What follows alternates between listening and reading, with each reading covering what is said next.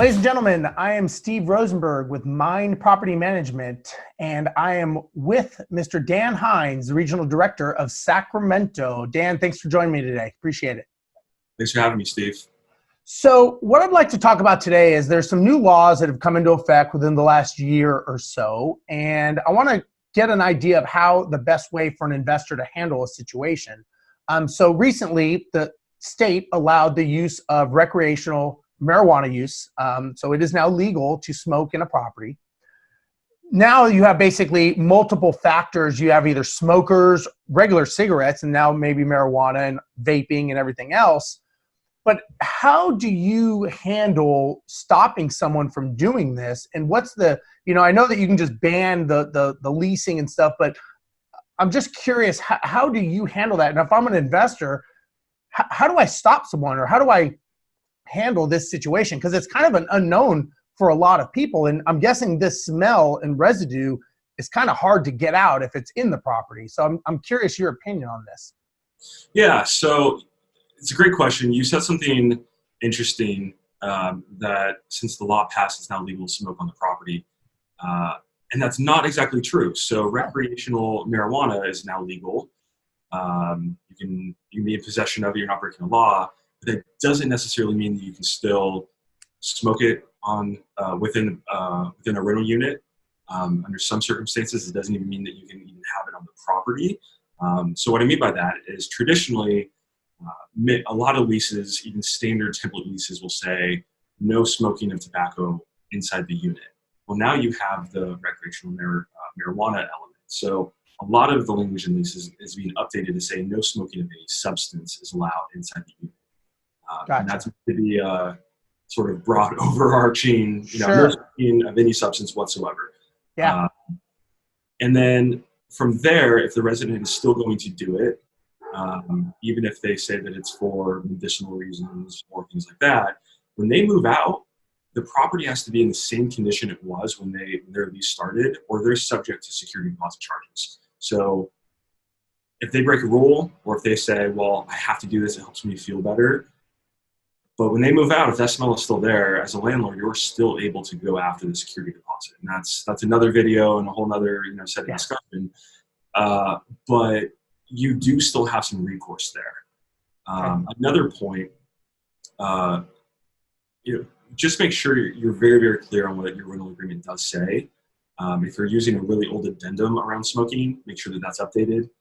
And then on a property-wide level, even though recreational marijuana is legal in the state, as a property owner, you do still have some control to where you can prohibit certain things or certain activities on your property. Just a blanket, it's not allowed. And I have seen some properties go to a no cannabis is allowed on the property, which means cultivation, possession, smoking, just flat out, you can't have it. If you do have it, it's a violation of your lease term.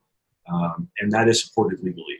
Yeah, because it could be a grow house technically. They're not using it, they're not smoking it, they're just growing it, right? So you have to, that's interesting. I never thought that you actually have to specify, I'm not sure what the term is, creation or horticulture or whatever you do, but you can't actually, you can't manufacture it. Now, are you seeing this is it something that's popping up on your radar in Sacramento, in rental properties, and how do you deal with it? And what's the best advice you would give investors when they come across this? How do you handle it? Yeah, we have seen it in multifamily properties. We have seen people, shortly after it became legal recreationally, there was a little bit of maybe an overcorrection where Sure. residents thought that they could walk around and, It's like the Wild West, right? Anyone can do whatever they want. Exactly. And we explained we're treating this in the same way as we're treating alcohol, right? You can't walk through the common area and sit down and drink a beer at 2 o'clock in the afternoon by the pool. You can't do that, right? So same set of rules there. We have seen a little bit of an uptick, but again, it goes back to just being super, super clear with what your rent terms, what your lease terms state. Let me ask you this. So, and I remember this before, and I don't remember if this was just like a meth lab house or if it was marijuana as well, but didn't it have to be classified at some point as a hazardous material that had to be, extracted from the property? Or is that only when you're dealing with like, serious drugs, not just marijuana? Or is marijuana in that if it becomes a grow house? Is there something that has to all of a sudden insurance gets involved and other things? Or is it just when it's, more serious drugs? So, to the best of my knowledge, and thankfully we've never had to deal with a marijuana grow house of that scale. There are certain, so dealing with controlled substances, things like meth houses where things are being cooked. That's a completely different set of protocols. Right. Right. I don't believe that that the marijuana situation would do that, but the same. And again, disclaimer. Thankfully, we haven't dealt with something on that scale. Which I'll plug another video. How do you make sure you're selecting a good resident to make sure that absolutely, without a doubt. But then the other thing is, when you're dealing with new sets of laws, things evolve. People try to figure out how to push the envelope. It's important to know how you deal with situations when you find yourself dealing with something new. We have in-house legal counsel. We're always staying up on the latest laws and issues there. I want to touch on one thing from a previous question. Something that we have seen a big uptick in has been people dabbling in small-scale cultivation now that it's more legal on a wide scale. Sure. But even then, there's certain laws that say how it has to be kept, size restrictions. There's a short list of things you have to abide by, and I would say that's probably the biggest thing that we've seen is been people trying to explore that. But again, it goes back to setting a really early expectation with the resident. Here are the lanes. This is what is allowed. This is what's not allowed. And then just making sure that you're staying consistent and diligent.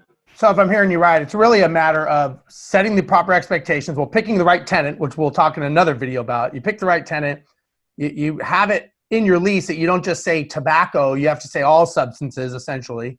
And then, making sure that you follow the lease. And I think from what I heard from you was basically, if it goes down that path, basically you need to seek legal counsel to make sure that you are handling it correctly and you're making sure that, you dispose of whatever, depending on how bad it could be, right? If it's a major grow house or something, you've got to make sure that it's disposed of correctly in the correct manner and any disclosures.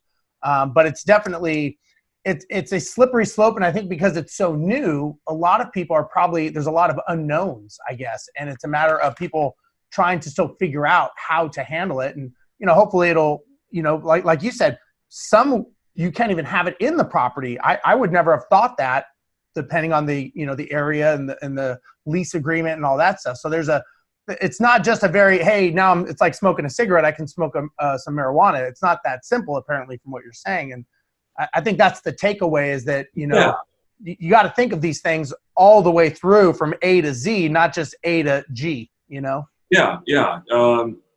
Planning for it. But then, when you when you get hit with a situation lifetime, understanding what your recourse is, what are your remedies, right? So there's a lot of people that once it became legal, again, going back to that Wild West comment, they try to push the envelope some, and most leases will still have house rules, and there's an entire section around resident responsibilities, and there's language in there that refers to things like quiet enjoyment and nuisance. And just because there's something that's legal doesn't necessarily mean that you can do it right whenever you want, on any scale that you want. If it starts creating a problem for another resident, if you're dealing with a multifamily property, I've had situations where someone is taking up a new instrument, clarinet or a tuba or something. And they're like, hey, it's 2:00 in the afternoon. I just want to practice. I'm not breaking any laws. Yeah, except your neighbor happens to work nights and he can't sleep and he's complaining. So now we have a nuisance issue, and now we have to try to figure out a way that everyone in the property can coexist. Right. So even if you're dealing with a situation where if recreational marijuana is legal on the property, but there's you can't smoke it in the unit, there's still there's still the nuances of making sure that it's not creating other problems for the rest of the property. Sure. Absolutely. Absolutely. All right. Well, I appreciate it, Dan. Thank you for your time, everyone. I am Steve Rosenberg, and this is Dan Hines, Regional Director of Sacramento. Dan, if they want to get a hold of you and maybe talk to you about management services or get a little bit more of your marijuana expertise, how do they do that? Go to our website, mynd.co, mynd.co. It's probably linked down there somewhere. Yep. There's a couple of contact us pages. It all flows through our internal communication system there. It's easy to get in touch with us. All right, great. Well, everyone, thanks for watching. This is Steve and Dan, and we'll talk to you guys later. Bye-bye.